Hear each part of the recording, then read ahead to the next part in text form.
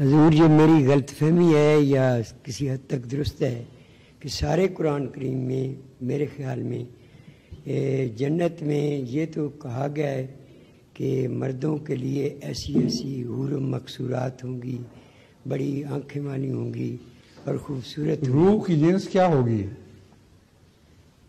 حور پاک۔ روح کی جنس کیا ہوگی؟ مذکر ہوگی یا مؤنث ہوگی؟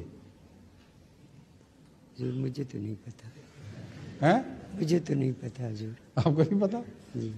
قرآن کریم فرماتا ہے یا ایتھا النفس المطمئنہ ترجعی الی ربک راضیۃ مرضیہ، اے نفس مطمئنہ، اور خطاب مؤنث کو ہے، تو اپنے نفس اپنے خدا کی طرف راضیہ مرضیہ، یہ بھی عورتوں والے خطابات ہیں، تو راضیہ مرضیہ اپنے رب کی طرف لوٹا۔ تو اب بتائیں روح کی کیا جنس ہے؟ روح کی مؤنث جنس ہے، مؤنث بنی۔ لیکن فادخلی فی عبادی وادخلی جنتی، یہ حصہ بھی پڑھیں۔ اللہ تعالیٰ فرماتا ہے بس تو میرے بندوں میں داخل ہو جا۔ تو اس کا مطلب یہ ہے کہ اس آیت نے یہ مسئلہ حل کر دیا، روح کی کوئی جنس نہیں ہے۔ ایک طرف اس کو مؤنث قرار دیا جا رہا ہے، دوسری طرف فرمایا جا رہا ہے میرے بندوں میں داخل ہو جا۔ تو اس نے سارے مسائل حل کر دیے۔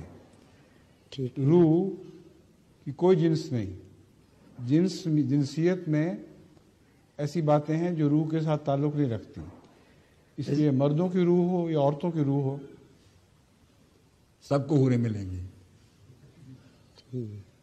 عورتوں کو بھی حوریں ملیں گی؟ ہیں؟ کیا؟ عورتوں کو حوریں ملیں گی؟ ہاں ہاں، اور کیا؟ وہ بھی مرد؟ جب روح جنس ہی کوئی نہیں ہوگی تو پھر حور سے مراد بھی کوئی عورت نہیں ہے۔ آپ پتہ نہیں کن خوابوں میں بیٹھے ہوئے، چھوڑے پڑے، وقت ہو گیا نماز کا۔